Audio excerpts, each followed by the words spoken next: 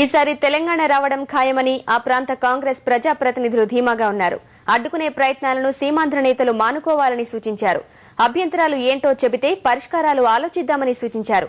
ఉదయం ఢిల్లీలోని ఎంపీ పొన్నం ప్రభాకర్ నివాసంలో సమావేశమైన తెలంగాణ కాంగ్రెస్ నాయకులు తాజా పరిణామాలపై చర్చించారు. అనంతరం కాంగ్రెస్ రాష్ట్ర వ్యవహార పర్యవేక్షకుడు దిగ్విజయ్ సింగ్ ని కలిసి వాదనలు వినిపించారు. ప్రత్యేక రాష్ట్ర ఆవశ్యకతను మరోసారి గట్టిగా చెప్పారు. 1000 మంది బలిదానం జరిగింది. అలాంటి బలిదానాలు కాకుండా కావాలంటే ప్రత్యేక తెలంగాణ వెంటనే ప్రకటించమనే విషయాన్ని మేము అందరం కూడా చెప్పడం జరిగింది. ఈ రోజు తెలంగాణ ప్రాంత కాంగ్రెస్ నాయకత్వం అంతా ఐక్యంగా మరి దిగ్విజయ్ సింగ్ గారిని కలిసి తెలంగాణ రాష్ట్ర ఆవశ్యకత, దాని ఏర్పాటు ప్రక్రియను ఈరోజు ప్రకటించే విషయంగా మేము ముక్త కంఠంతో ఒక్కటే మాట, తెలంగాణ ప్రాంత ప్రజానీకం తెలంగాణ రాష్ట్రం కోరుకుంటున్నారు.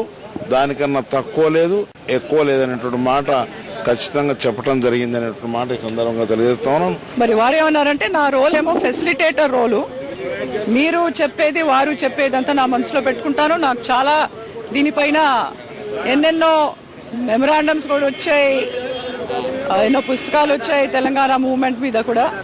కాబట్టి అవన్నీ నేను ఇప్పుడు చదువుతాను, తెలుసుకుంటాను. అన్ని విషయాలు తెలుసుకున్న తర్వాత అక్కడ హైకమాండ్లో కోర్ కమిటీ ఏదైతే నిర్ణయం తీసుకుంటుందో ఆ నిర్ణయాన్ని బట్టి అప్పుడు నా రోల్ మొదలవుతుంది. ఇప్పుడు వరకు అయితే నాది ఫెసిలిటేటర్ రోల్ అని వారు మాకు చెప్తున్నారు.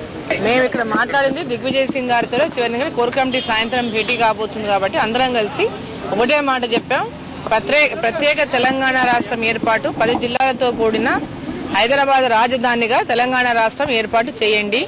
ఇచ్చినటువంటి కాంగ్రెస్ పార్టీ ఇచ్చినటువంటి 2004లో కానీ 2009 తర్వాత December 9th కానీ ఇచ్చినటువంటి ఏదైతే మాట ఉందో ఆ మాటకు కట్టుబడి నిర్ణయం తొందరగా వెలువరించండి, తొందరగా తెలంగాణ రాష్ట్రం ఏర్పాటు చేయండి అనేటటువంటి మాట పైన మేము మాట్లాడడం జరిగింది.